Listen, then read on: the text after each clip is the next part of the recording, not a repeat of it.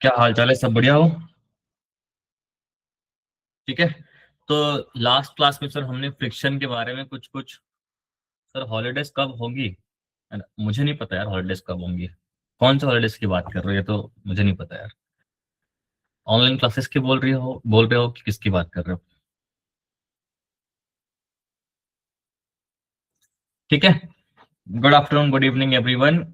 Friction हम last class में पढ़ रहे थे। हमने काइनेटिक फ्रिक्शन पढ़ लिया था। काइनेटिक फ्रिक्शन तब एक्ट एक्ट करता है जब कोई बॉडी मोशन में होता है या रिलेटिव मोशन में होता है। स्टैटिक फ्रिक्शन तब काम करता है जब बॉडी या तो स्टैटिक कंडीशन में है या फिर tendency of having relative motion है, मतलब मूव नहीं कर रहा है, एक तरीके से स्थिर है, रेस्ट में एक काइंड ऑफ। तो क्या होगा? स्टैटिक फ्रिक्शन एक्ट करेगा। बात समझ में आ रही? ये सब बातें हमने सर प्रीवियस क्लास में कर लिया था। फिर मैंने आपको लास्ट क्लास में एक बात बताई थी कि स्टैटिक फ्रिक्शन का एक सर मैक्सिमम लिमिट होता है। उस मैक्सिमम लिमिट का नाम होता है लिमिटिंग फोर्स, अगर आपको याद हो। ठीक है। आपको याद होगा सर, इस फ्रिक्शन का मैक्सिमम, स्टैटिक फ्रिक्शन का मैक्सिमम वैल्यू को हम बोलते हैं लिमिटिंग फ्रिक्शन। मैंने बार बार आपको बोला है कि लिमिटिंग फ्रिक्शन का फॉर्मूला होता है कितना सर? वो होता है म्यू इंटू एन के बराबर।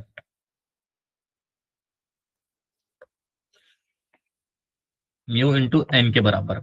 स्टैटिक फ्रिक्शन का सर कोई फॉर्मूला नहीं होता है हमारे पास। या तो स्टैटिक फ्रिक्शन की मैक्सिमम वैल्यू का फॉर्मूला होगा या तो लिमिटिंग का फॉर्मूला होगा, लेकिन हमारे पास स्टैटिक फ्रिक्शन का कोई भी फॉर्मूला नहीं होता है, याद रखना। और static friction sir limiting, F limiting के अंदर रहेगा और या तो जीरो से बड़ा होगा। ये very important point two note. ठीक है। ये आपको अगर पता है तो अच्छी बात है, नहीं पता है तो सर कोई बात नहीं, इसको नोट कर लेना। आज हम सर फ्रिक्शन फ्रिक्शन पढ़ लिए हैं। अब बस इस पे क्वेश्चन करना बाकी है, तो आज हम सर क्वेश्चन सॉल्व करेंगे अच्छे अच्छे। ठीक है, थोड़ा दिमाग लगाना पड़ेगा आपको। चलो, तो हम आज की क्लास शुरू करते हैं। हम एप्लीकेशन ऑफ फ्रिक्शन सीखते हैं। एक क्वेश्चन आपके सामने है ये 10 kg का ब्लॉक है। इसके ऊपर एफ फोर्स लगा रहा हूं। यहां से 60 न्यूटन का फोर्स से खींच रहा हूं। सरफेस रफ है, म्यू की वैल्यू 0.5 गिवन है। और बोल रहा है कि ऑब्जेक्ट जो है रेस्ट में है। ये खुद से स्पेसिफाई कर दे कि ऑब्जेक्ट रेस्ट में है। तो find the value of F. F कितना हो सकता है? क्वेश्चन पहले समझो, उसके बाद क्वेश्चन को सॉल्व करने की बात करेंगे। मान लो सर ये कोई ऑब्जेक्ट है। ये कोई ऑब्जेक्ट है सर। ये कोई ऑब्जेक्ट है, ऐसा रखा हुआ है ना? अब इसको मैं सर इस तरफ से खींच रहा हूँ, ऐसे एफ फोर्स कितना गिवन है? 60 न्यूटन से खींच रहा हूँ। अगर ये ऊपर वाला फोर्स नहीं होता, मान लो ये है ही नहीं, एब्सेंट है, तो पक्की बात है ये वाला ऑब्जेक्ट ऐसे स्लाइड कर जाता, अगर फ्रिक्शन को ओवरकम करते तो।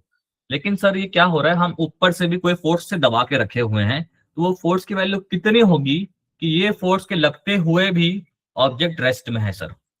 ये फोर्स की वैल्यू कितनी होगी, हमको ये निकालना है। आ रही बात समझ सबको कैसे निकालना है? तो ट्राई करो, 1 मिनट 2 मिनट लो और ट्राई करो, अदरवाइज मैं आपको सॉल्व करके बताऊंगा। Question is clear to everyone sir? कौन सा फोर्स निकालना है? ठीक है। थोड़ा रिएक्शन दिया करो, थम्स अप वगैरह किया करो, तब समझ में आएगा कि क्लास में एक्टिव हो आप। अदरवाइज मुझे समझ नहीं आएगा कि क्लास में एक्टिव हो। चलो, 1 मिनट ले लो, 2 मिनट ले लो, कोशिश करो। सबसे पहला चीज होता है फिजिक्स में मैकेनिक्स सॉल्व करने के टाइम पे एफबीडी ड्रॉ करना, मतलब फ्री बॉडी डायग्राम ड्रॉ करना। तो फ्री बॉडी डायग्राम ड्रॉ करो सर। सरफेस रफ है, ऑब्जेक्ट रेस्ट में कहीं मूव नहीं कर रहा है, तो एफ की वैल्यू कितनी हो सकती है?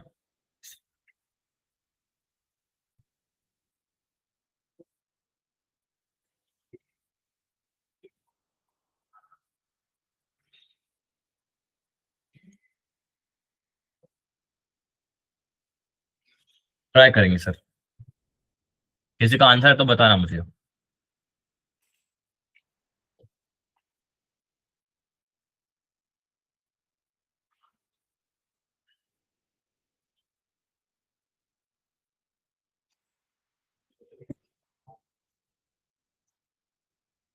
एमटीएस लुधियाना गर्ल्स का आंसर आ गया। बताओ सर कितना आ रहा आंसर, जरा बताना।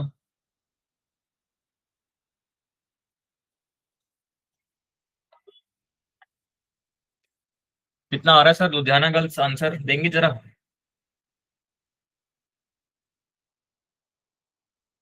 मैं करके दिखाता हूँ एक क्वेश्चन, तब आपको थोड़ा समझ में आएगा, ठीक है। ध्यान से देखना सर क्या हो रहा है। एफबीटी सबसे पहले ड्रॉ करते हैं। इसके नीचे लगेगा एमजी, ऊपर लगेगा नॉर्मल, और इसके ऊपर ऑलरेडी एक फोर्स लग रहा है। वो क्या है? फोर्स ऐसा लग रहा है, एक फोर्स ऐसा लग रहा है। अब मैं सर इसको आगे खींचना चाह रहा हूं एफ फोर्स के साथ। इसकी वैल्यू 60 न्यूटन है। अगर मैं इस तरफ इसको मोशन करवाना चाह रहा हूं, तो सरफेस इस पे फ्रिक्शन किस तरफ लगाएगा? इसके जस्ट अपोजिट। तो एक फ्रिक्शन फोर्स है जो इसके अपोजिट लग रहा है। अब आपसे क्वेश्चन ये है कि सर कौन सा फ्रिक्शन लगेगा, स्टैटिक फ्रिक्शन की kinetic friction? Sir as object is at rest, it is not performing any kind of motion, तो हमारा लगेगा स्टैटिक फ्रिक्शन। ये होगा स्टैटिक फ्रिक्शन लग रहा है सर। हाँ जी सर। ना तो ये ब्लॉक ऊपर जा रहा है, ना तो ब्लॉक जमीन छोड़कर नीचे जा रहा है। ब्लॉक ये ऐसा ऐसा कोई मोशन नहीं कर रहा है, तो इसका मतलब वर्टिकल डायरेक्शन में सारे फोर्स, नेट फोर्स बराबर होंगे जीरो के। मतलब कि एन ऊपर की ओर है, एन ऊपर की ओर प्लस, एफ फोर्स नीचे की ओर माइनस ले लेता हूँ, और एम जी वाला भी क्या हो जाएगा? माइनस हो जाएगा सर। नेट फोर्स बराबर जीरो, तो एन की वैल्यू कितने आ गए sir? F plus M G. कितने लोग को ये बात समझ में आ गई सर? एन की वैल्यू आ गई। हाँ जी सर, आ गई सबकी वैल्यू। आपको एक बात पता है सर, कि जो ये एफ एस है उसकी कोई एग्जैक्ट फॉर्मूला नहीं पता है, लेकिन हमको एक बात पता है कि सर ये जो स्टैटिक फ्रिक्शन है ये अपने कभी लिमिट को क्रॉस नहीं कर सकता। उस लिमिट का क्या मतलब होता है? उसे कहते हैं लिमिटिंग फ्रिक्शन। और इस लिमिटिंग फ्रिक्शन का आपको फॉर्मूला मैंने पढ़ाया था, ये होता है mu S into N. Mu S की वैल्यू गिवन है 0.5, एन की वैल्यू कितनी हो जाएगी sir? F plus M G. F plus M G, ये होगा स्टैटिक फ्रिक्शन के बराबर। यस और नो? देख लो सर आराम से, ठीक है। अब जैसे कि मैंने आपको बताया था, static friction self adjusting force होता है। जितना आप लगा रहे हो उतना वो खुद को ढालता है, खुद को अडाप्ट कर लेता है। एज जैसे कि आप देख पा रहे हो कि ना तो ब्लॉक मूव कर रहा है, तो पक्की बात है इसको कौन रोक के रख रहा होगा? पॉसिबिलिटी है कि फ्रिक्शन रोक के रखा होगा। और स्टैटिक फ्रिक्शन खुद को कितना कर लिया होगा सर? करते करते करते कितना कर लिया होगा? ये खुद को 60 न्यूटन फोर्स के बराबर कर लिया होगा। आया ना? ये खुद को कितना कर सकता है सर? 60 के बराबर कर लिया होगा। मैंने बताया था because static friction is self adjusting force. तो यही किसके बराबर हो जाएगा? जो फोर्स आप लगा रहे हो which is equal to 60 newton. बस इसको सॉल्व कर देंगे तो सर आंसर आ जाएगा। कितना आ जाएगा? 60 newton is less than 0.5 F plus M G. इसको डिवाइड करोगे तो कितना हो जाएगा? 600, मतलब ये हो जाएगा 5, 120 एफ। एम जी की वैल्यू कितनी हो जाएगी? 10 × 10 मतलब 100। तो एफ 20, मतलब एफ की वैल्यू पक्की बात है कि 20 से बड़ी होगी तभी तक ये ऑब्जेक्ट रेस्ट में रहेगा। समझ में आ रही कि नहीं आ रही? एक बार देखो सर आराम से। समझ में आ रही कि नहीं आ रही? बताओ सर, क्या समझ नहीं आ रही है? पूछ भी लो। Any doubts? कैसे क्वेश्चन सॉल्व कर दिया? कोई भी डाउट है सर पूछो, तुरंत पूछो सर। या तो क्वेश्चन समझ में आ गया होगा या तो नहीं आया होगा सर। बताओ क्या बात है, दोनों में से क्या बात है? अगर समझ में आए तो थम्स अप कर देंगे।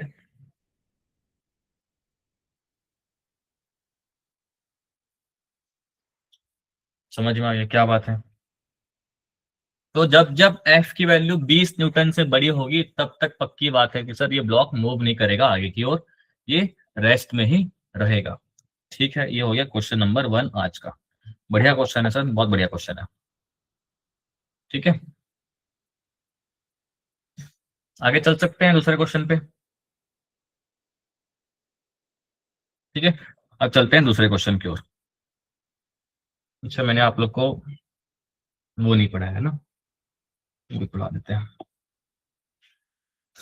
हाँ,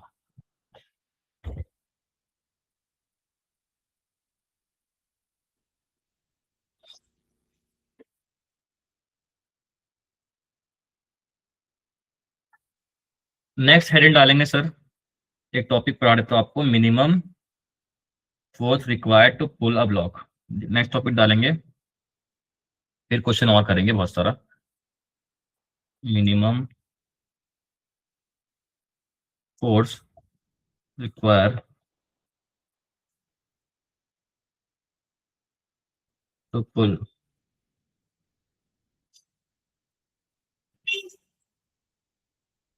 पुल अ ब्लॉक, कितना कम से कम मैं फोर्स लगाऊंगा कि मैं किसी ब्लॉक को खींच सकता हूँ, है ना। आराम से देखना सर, मैं कैसे कैसे करता हूँ। सरफेस रफ है, F4 से मैं खींच रहा हूँ, F4 से मैं खींच रहा हूँ सर। एक सेकंड।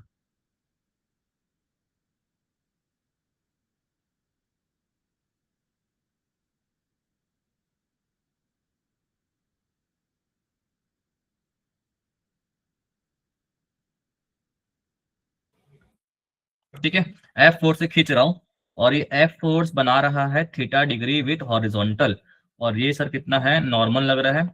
ये एम मास का ब्लॉक है। कितना इसको मैं कम से कम फोर्स दूं, ये रफ सरफेस पे रखा हुआ है जिसकी सरफेस कितने दी है, म्यू की वैल्यू गिवन है।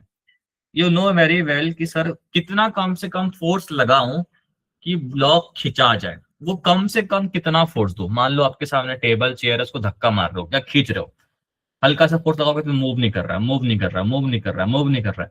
बढ़ा रहे हो, बढ़ा रहे हो, बढ़ा रहे हो, अब जैसे ही थोड़ा सा फोर्स बढ़ाओगे तो क्या हो जाएगा, हल्का सा ब्लॉक या चेयर मूव करेगा। वही जो, जैसे आपने वो फोर्स को बढ़ाया, वो छोटा सा फोर्स जो आपने बढ़ाया, वही मिनिमम फोर्स कितना होगा कि हम ब्लॉक को पुल कर पाए, ये हम निकालने की कोशिश कर रहे हैं।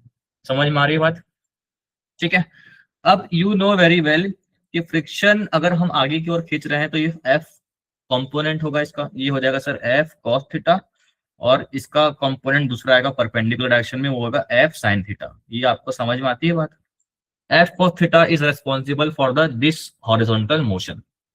इस तरफ खींचना चाह रहा है फोर्स की चाहत इस तरफ है, तो फ्रिक्शन किस तरफ लगेगा सर, पीछे की ओर लगेगा। आ रही बात समझ में। अब बस इसी को लेके हम सॉल्व कर देते हैं।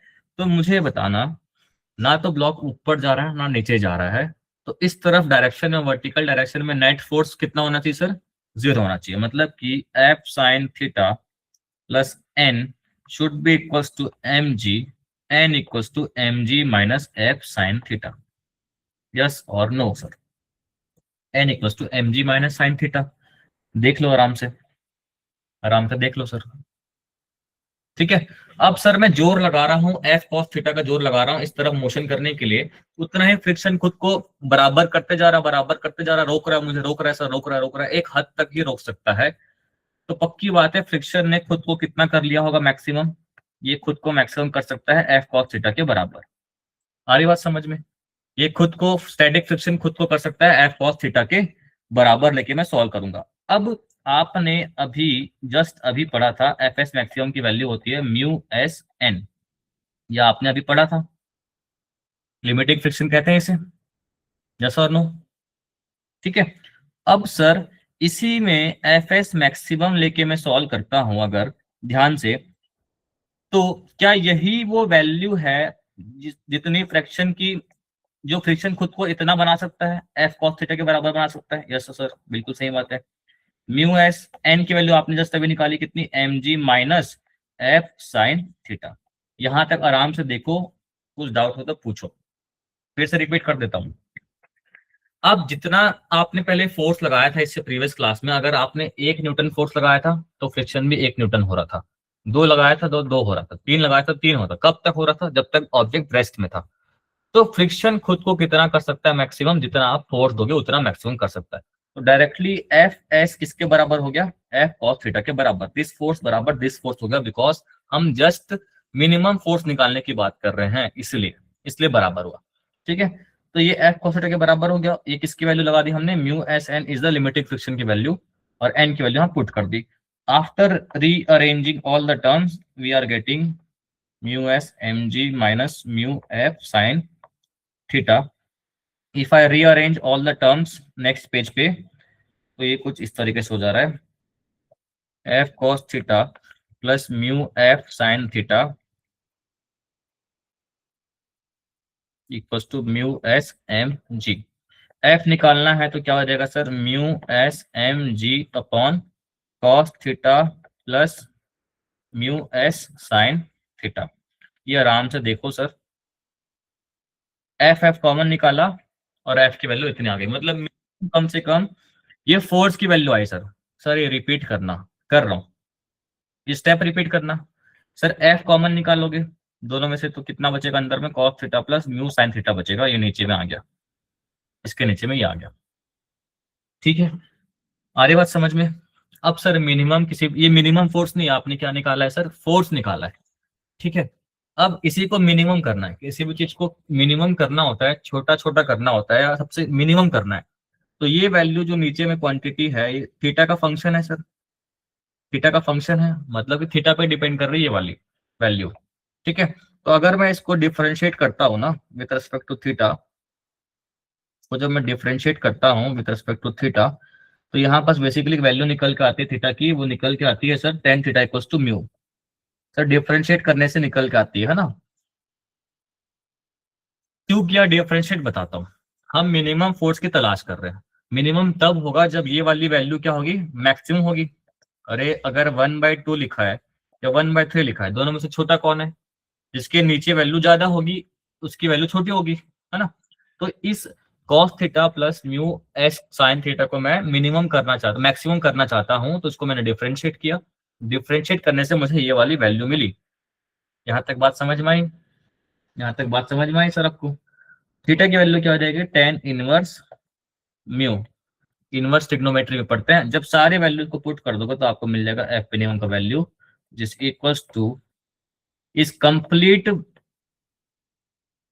ब्लू ब्लॉक का आंसर कितना है, मिनिमम वैल्यू कितना आ सकता है, कितना आ सकता है सर, जरा बताना मुझे। नहीं समझ में आ रही मैं क्या कहना चाह रहा हूँ सर? कितने लोग को समझ में आ रही है, कितने लोग को नहीं आ रही, एक बार रिएक्शन देना सर। पता चला मैं खुद को पढ़ा रहा हूँ। मोहाली गर्ल्स को समझ में आ रही है, मेरिटोरियस पटियाला बॉयज को समझ नहीं आ रही है। अच्छा, ये जो इक्वेशन सबसे ऊपर लिखा है F cos theta plus mu F sine theta, क्या आपको ये समझ में आई यहाँ तक बात? एक बार रिएक्शन देंगे। फिर जैसे ही मैं बोला कि मैं इसको मिनिमम करना चाहता हूँ, इसको मैं कम से कम करना चाहता हूँ, तो जैसे जैसे ये ज्यादा से ज्यादा होगा, जितनी बड़ी वैल्यू इसकी होगी नीचे वाले की, उतनी ही इसकी वैल्यू कम होगी। तो इसको मैं डिफरेंशिएट किया तो थीटा की वैल्यू क्या निकल के आ रही है, टेन थीटा की वैल्यू निकल के आ रही है म्यू के बराबर, ये निकल के आ रही है आफ्टर डिफरेंशिएशन। ठीक है, फिर आप ट्राइंगल बनाओगे, फिर जब आप ट्राइंगल बनाओगे, जब टेन थीटा की वैल्यू म्यू निकल के आ रही है, टेन थीटा होता है परपेंडिकुलर अपॉन बेस। तो परपेंडिकुलर कितना है, म्यू है, बेस कितना, वन है, तो हाइपोटेनस कितना आएगा sir, one plus mu square. हाँ जी सर, मुझे इसको मैक्सिमम करना था, इसको मैक्सिमम करना है, इस पूरे वैल्यू को मैक्सिमम करना है, यहाँ देख लो आप आराम से वही लिखा हुआ है। इस पूरे वैल्यू को मैक्सिमम करूंगा तब मुझे फोर्स की मिनिमम वैल्यू मिलेगी। तो कॉस की वैल्यू कितना देगी सर, बताना मुझे ट्रायंगल देख के। ये होती है बेस अपॉन हाइपोटेनस, मतलब one upon one plus mu square. Sine की वैल्यू हो जाएगी सर परपेंडिकुलर अपॉन हाइपोटेनस, मतलब mu upon one plus mu square. जब सारे वैल्यूज को पुट करूंगा इसी में, तो फाइनली जो आंसर निकल के आती है आपके सामने, वो सब कुछ साफ साफ लिख देता हूँ, ये आपको इतनी याद रखनी है। वो होगी sir mu M G upon one plus mu square, ये आपका क्या है सर, मिनिमम फोर्स आएगा।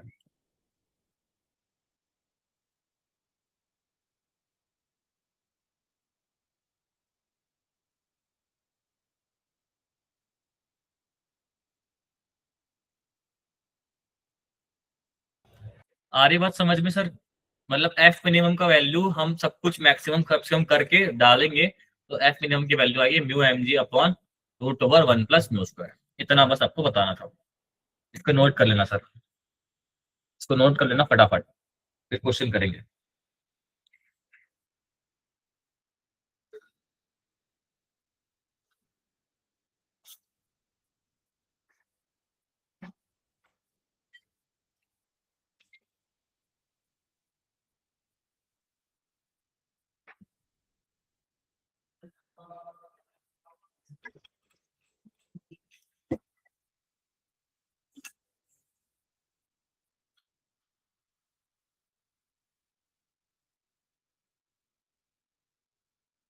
इसमें नीट वाले बच्चे भी हैं क्या?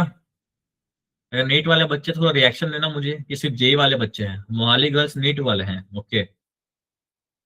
बाकी और कौन है नीट वाला सर? नीट वाले को डेरिवेशन की जरूरत नहीं है, आपको सिर्फ लास्ट रिजल्ट याद रखना है। ठीक है, सिर्फ लास्ट रिजल्ट याद रखना है।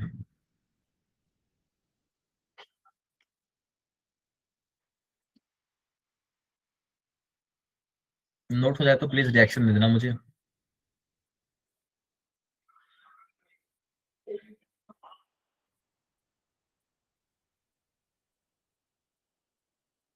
नोट हो जाए तो रिएक्शन दे देना सर।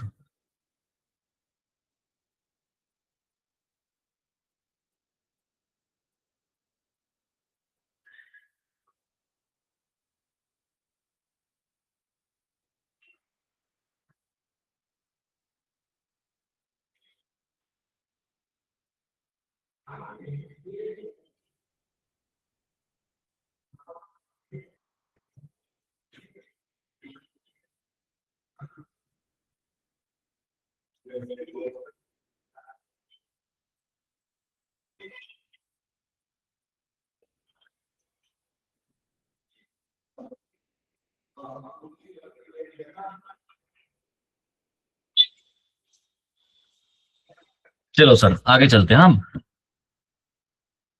नेक्स्ट एक टॉपिक पढ़ लेते हैं, एंगल ऑफ रिपोज क्या होता है थोड़ा सा। नेक्स्ट है एंगल ऑफ रिपोज।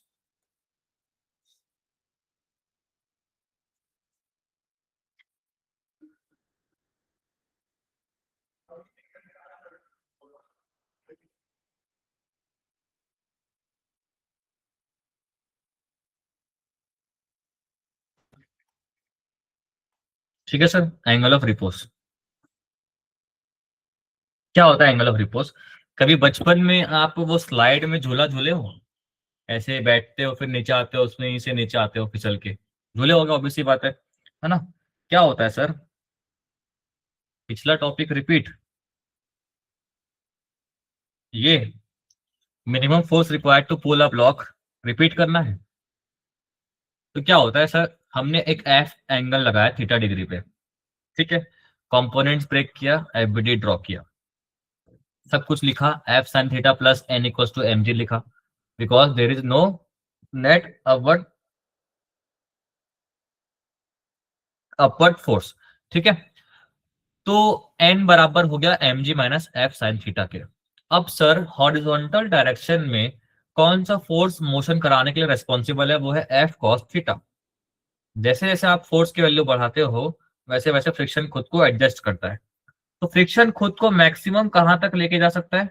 जितना हम एफ कॉस थीटा लगा रहे हैं उस फ्रिक्शन खुद को एफ कॉस थीटा के बराबर तक लेके जा सकता है।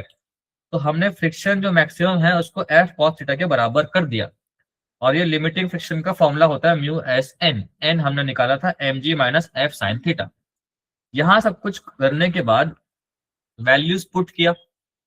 अब मैंने देखा कि वैल्यू आ रही है mu S M G upon cos theta plus mu S sine theta. मुझे मिनिमम फोर्स की निकालने की जरूरत है, दरकार है।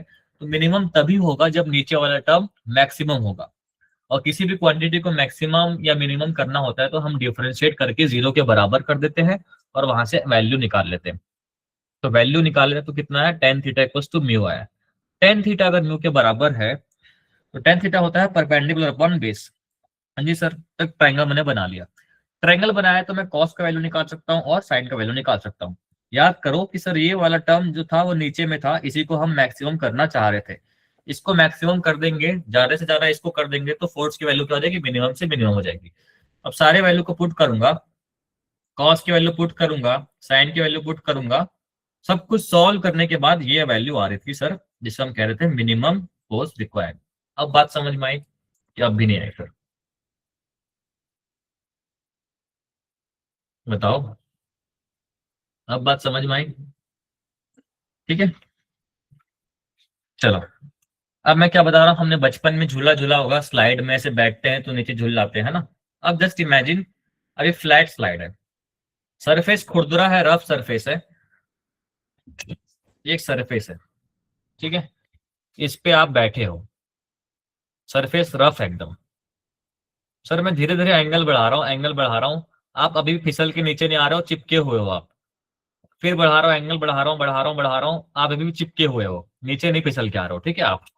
अब सर कब तक इसको बढ़ा सकता हूँ? कोई ना कोई तो इसको लिमिट होगी। अब मैं बढ़ा रहा हूँ, बढ़ा रहा हूँ, बढ़ा रहा हूँ, बढ़ा रहा हूँ, बढ़ा रहा हूँ, बढ़ा रहा हूँ, एकदम ऐसे खड़ा कर दूंगा तो ऑब्वियसली बात है आप धम से नीचे गिर जाओगे, है ना? उतना नहीं कर सकता।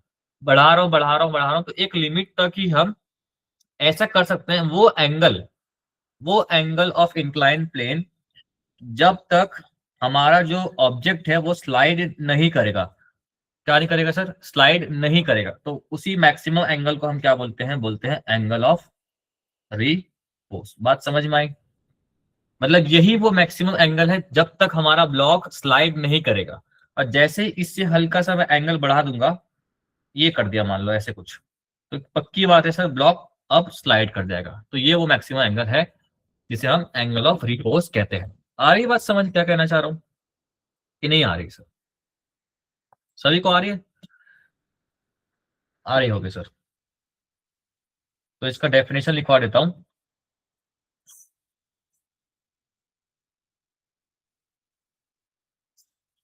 The maximum angle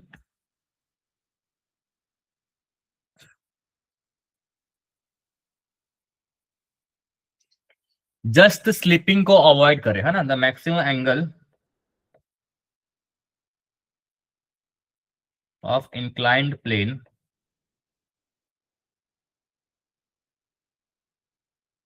at which the block avoids just slipping is this angle is known as angle of repose। ठीक है, ठीक बात है। अगर ये भी समझ नहीं आया, इतना सिंपल सा एग्जांपल समझ नहीं आया, तो और कुछ आपको समझा सकता हूँ दूसरे तरीके से। बोलो तो वो समझा देता हूँ। बोलो सर, समझाऊं क्या उस तरीके से भी? देखना, ये एक एंगल है थीटा। अगर मैं ब्लॉक को ऐसे बनाता हूँ, ये कितना होगा सर? ये एम जी का साइन थीटा हो जाएगा। ये होता है एम जी नीचे की ओर, ये होता है एम जी का कॉस थीटा, ये होता है थीटा, ये होता है नॉर्मल। ये एफबीडी आपको बनाने आता है क्या? सबको आता होगा, है ना? मैं मान लेता हूँ। अब जैसे ही ब्लॉक ऐसे इस एंगल पे रखा है, अब मान लो मैं हल्का हल्का थीटा को बढ़ा रहा हूँ, हल्का हल्का थीटा को बढ़ा रहा हूँ।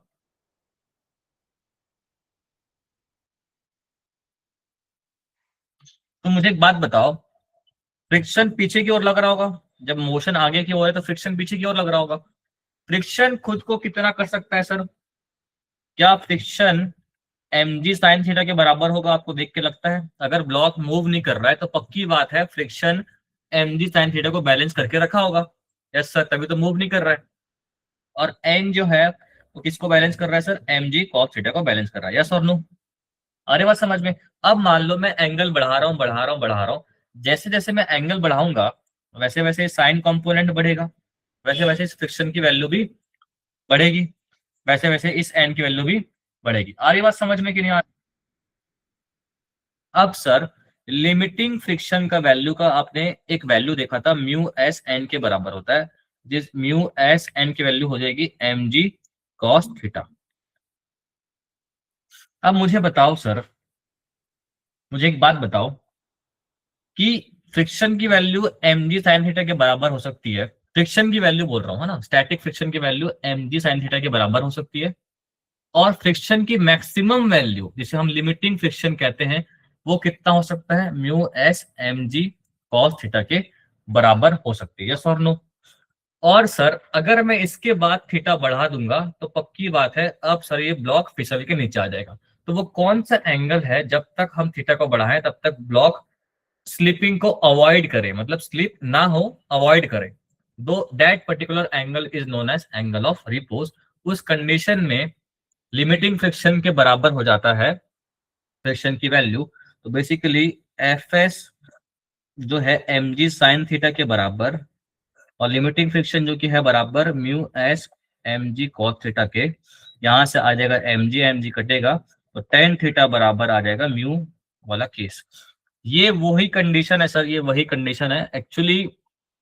देखा जाए तो आपने ये पढ़ा था अभी मेरे से, एफ लिमिटिंग के साथ फ्रिक्शन हमेशा लिमिटिंग वैल्यू से कम होती है। तो फ्रिक्शन की वैल्यू आप नेक्स्ट पेज में बताता हूँ कितना हुआ था, M G sine theta, limiting friction की वैल्यू आई थी mu M G cos theta. अगर सॉल्व करूँ ध्यान से तो ये आ जाएगा टेन थीटा इज म्यू। मतलब जब जब ये कंडीशन सेटिस्फाई होगी, जब जब tan theta less than mu होगी, तब तब क्या होगा सर? तब तक ये ऑब्जेक्ट या ब्लॉक स्लिप नहीं होगा, इसे कहते हैं no slipping condition. No slipping जब जब ऐसा होगा।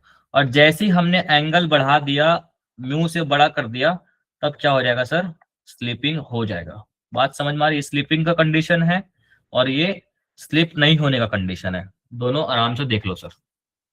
लुधियाना गर्ल्स कैसे अभी ज्वाइन कर रही हैं? आ रही है बात समझ में? ये थीटा को क्या बोलते हैं? ये थीटा जो लिखा हुआ है इसे कहते हैं एंगल ऑफ रीपोस। इसे कहते हैं एंगल ऑफ रीपोस। ठीक है।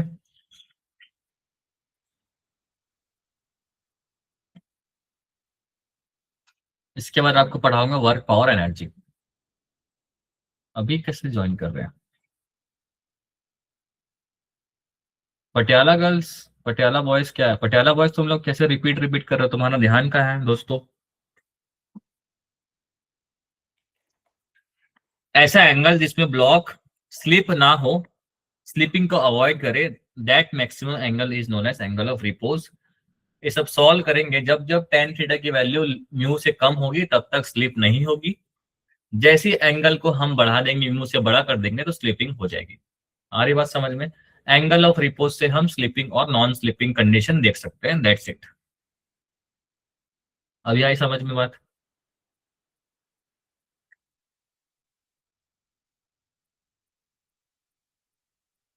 नोट कर लो सर।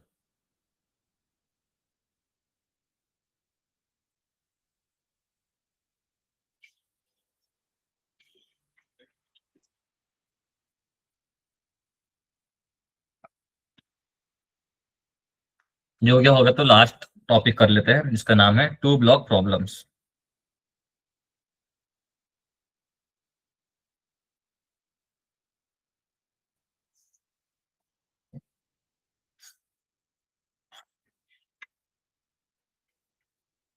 नोट हो जाए तो बताना सर, रिएक्शन दे देना मुझे।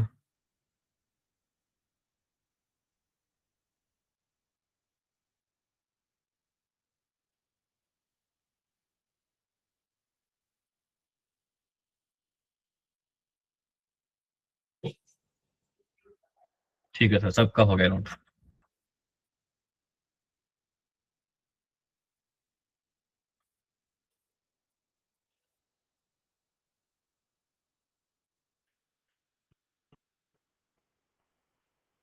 अब हम करने वाले last topic of this chapter जिस टू ब्लॉक प्रॉब्लम। इसके बाद हम करेंगे वर्क एनर्जी पावर।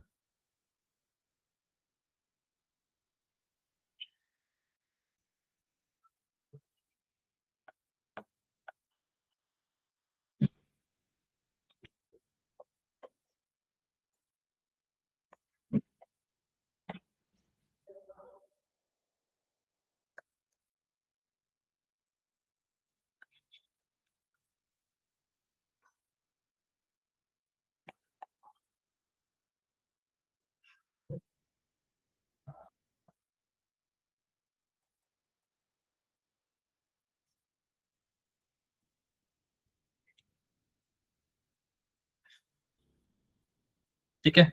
ये क्वेश्चन है सर, ये बढ़िया क्वेश्चन है। आपको फाइंड द वैल्यू ऑफ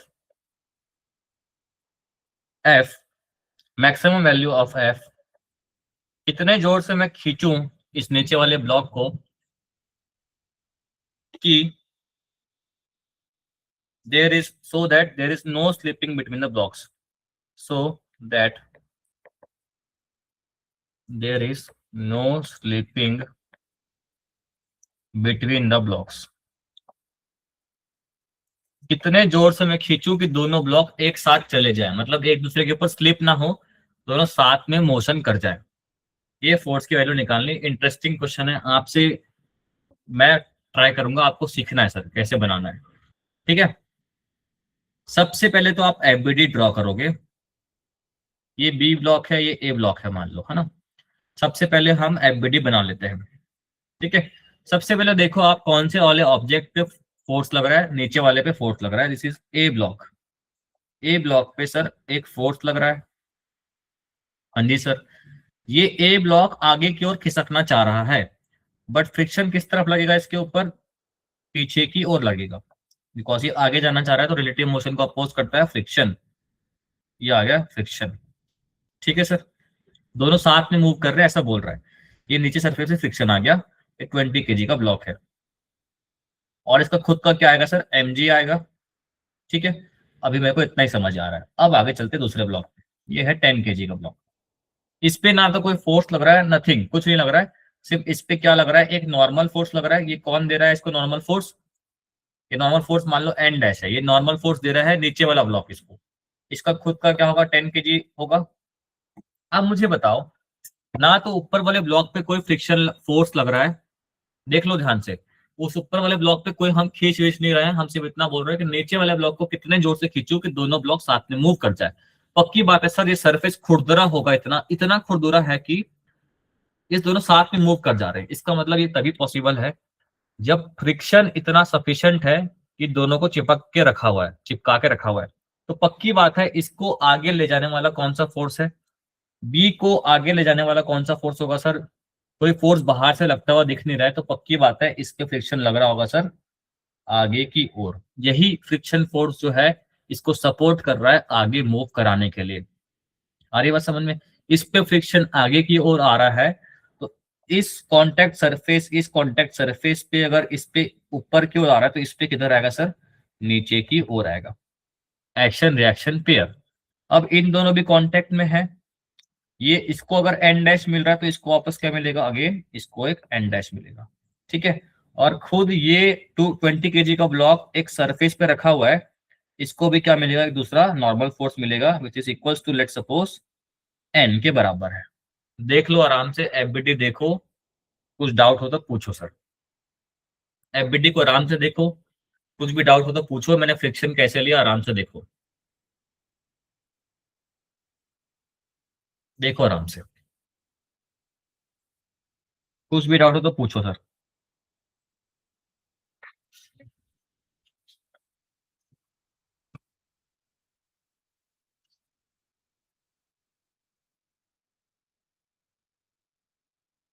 हो गया सर, नोट कर लिए? एफबीडी समझ में आ गया?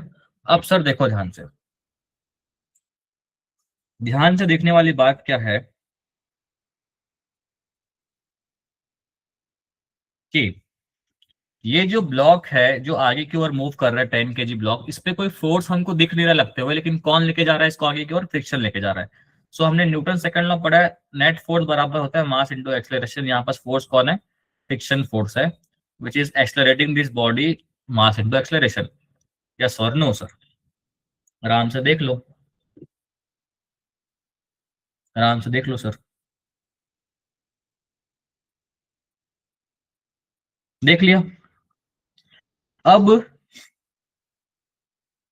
बी पे मैक्सिमम फ्रिक्शन की वैल्यू कितनी हो सकती है, एफ एस मैक्सिमम कितनी हो सकती है, इसका एक फॉर्मूला हमने पढ़ा था। एफ एस मैक्सिमम हो सकती है mu S into N. Mu S की वैल्यू 0.5 गिवन है, एन की वैल्यू कितनी हो जाएगी 10 kg इंटू 10, मतलब हो जाएगा 50। मतलब मैक्सिमम एफ एस की वैल्यू कितनी हो सकती है, 50 हो सकती है।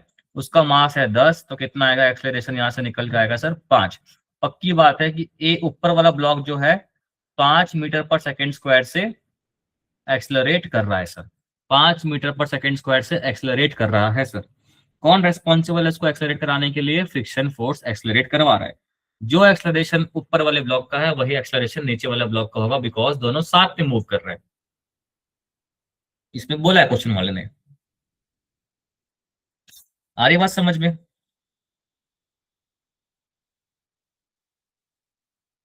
कि नहीं आ रही सर? आ रही है। अब नेक्स्ट स्टेप में चलते हैं।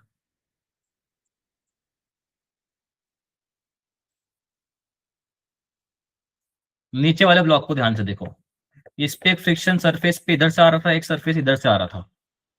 इसको क्या मिल रहा था, एक एन डैश मिल रहा था, और यहाँ से एक एन मिल रहा था, और यहाँ से एक फोर्स लग रहा था, और इसका खुद का एक एम जी था जो कि 20 kg का है। आपने एन डैश की वैल्यू देखी थी कितने आ रही थी, सबको पता है ना? अब मैं अगर इस डायरेक्शन पे एक लगाता हूँ न्यूटन लॉ, तो न्यूटन लॉ कितना हो सकता है देखना सर। ये एफ एस की वैल्यू कितनी हमने देखा, मैक्सिमम 50 हो सकती है। ये एफ एस की वैल्यू कितनी हो सकती है सर मैक्सिमम, जरा बताना। सरफेस पे गिवन होगा 0.2, कितना हो जाएगा 0.2 इंटू 0.2 इंटू, इस पे एन डैश की वैल्यू कितनी आ रही है? एन डैश की वैल्यू थी 10 × 10 विच इज 100। इसको ध्यान से देखो सर, ये एन डैश है प्लस एम जी है इक्वल्स टू एन है। ये सरफेस कांटेक्ट में नॉर्मल फोर्स लगा रहा है एन, तो एन इज इंपॉर्टेंट। तो एन डैश की वैल्यू कितनी है? 100। और इसकी खुद की मास है 20 × 10। एन की वैल्यू कितने आ गई सर? 300 आ गई। एन की वैल्यू 300 आ गई। तो 0.2 इंटू 300 मतलब कितना आ गया? 60 न्यूटन का फ्रिक्शन फोर्स यहाँ आ रहा है, यहाँ आ रहा है 50। तो अब लगाता हूं न्यूटन लॉ ऑफ मोशन, तो ये हो जाएगा सर एफ माइनस, ये हो जाएगा एफ माइनस 650। जिस तरफ भी बॉडी एक्सलरेशन करता है उस तरफ के फोर्सेस को हम पॉजिटिव लेते हैं। जिस तरफ भी बॉडी एक्सलरेट करता है उस तरफ के फोर्सेस को हम पॉजिटिव लेते हैं। तो ये वाला फोर्स पॉजिटिव एंड ये वाला फोर्स नेगेटिव, ये भी negative.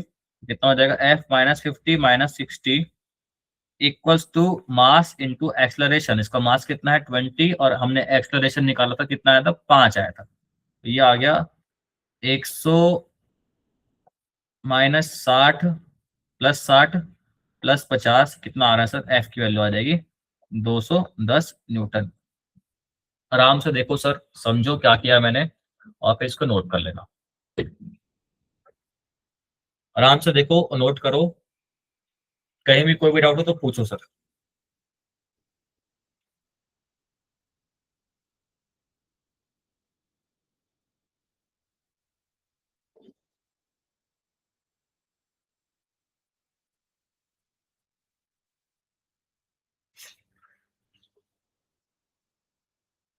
Any doubt sir, please पूछो।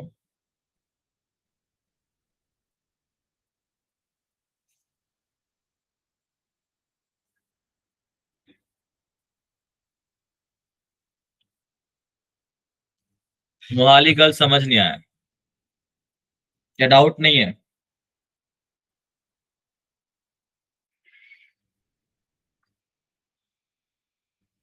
ओके,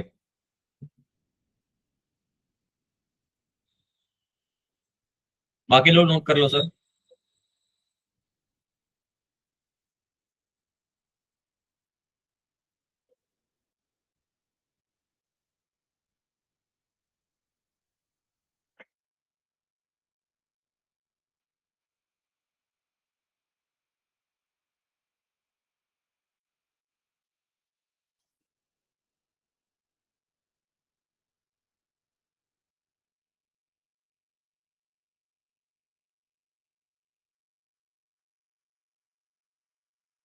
नोट कर लिए सर, क्या बात है।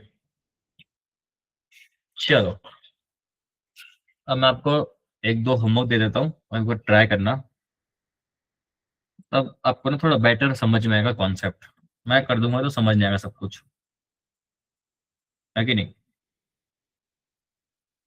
होमवर्क ले लो सर।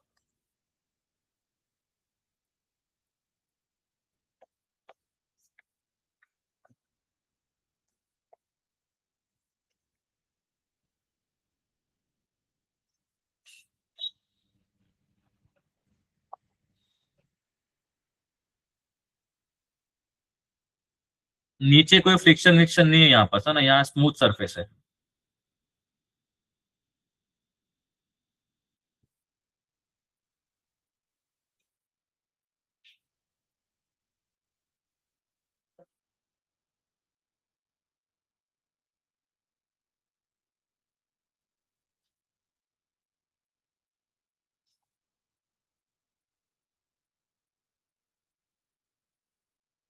ये क्वेश्चन में आपको निकालना है, फाइंड मैक्सिमम वैल्यू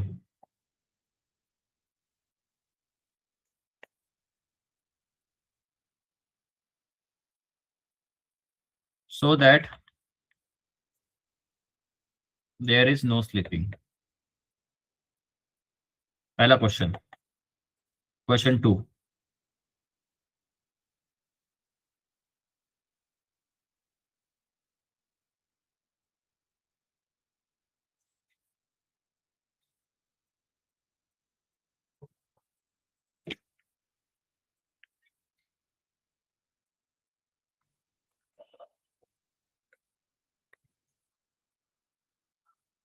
ये स्मूथ है, यहाँ सरफेस में रफनेस है, म्यू की वैल्यू गिवन है 0.8, 20 न्यूटन का फोर्स लगा रहा हूँ।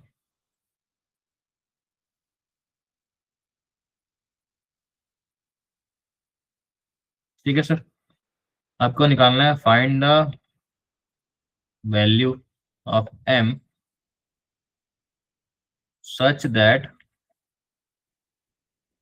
20 kg remains at rest। Homework है सर आपके लिए, ये क्वेश्चन नोट कर लो, ये आपके लिए होमवर्क है। तो आज की क्लास में हमने एंगल ऑफ रिपोज कर लिया, टू ब्लॉक प्रॉब्लम सीख लिया, मिनिमम फोर्स कैसे निकालते हैं वो भी सीख लिया, और कुछ कुछ क्वेश्चंस हमने आपको करा दिए। ये फ्रिक्शन का लास्ट लेक्चर था। इसके बाद हम स्टार्ट करेंगे वर्क पावर एनर्जी, सबसे आसान चैप्टर 11th फिजिक्स में, after unit and measurement chapter के बाद। ठीक है, सारे क्वांटिटी स्केलर होते हैं तो आसान होगा उसको डील करना। तो ये आपके लिए होमवर्क है सर, नोट कर लो। After that we will close this session today. Next class में कब होगा सर आपका? नेक्स्ट क्लास सैटरडे को होगा ना? सैटरडे को होगा, ठीक है। वर्क और एनर्जी, कोई कुछ पूछ रहा है क्या?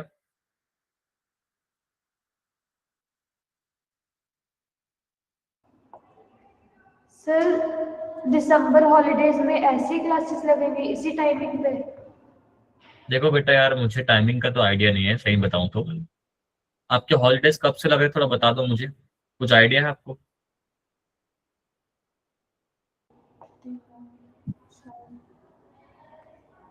विंटर वेकेशन पूछ रहे हो आप? Yes sir. देखो बेटा, मुझे तो नहीं पता कि विंटर वेकेशन आपको कब से लग रही है।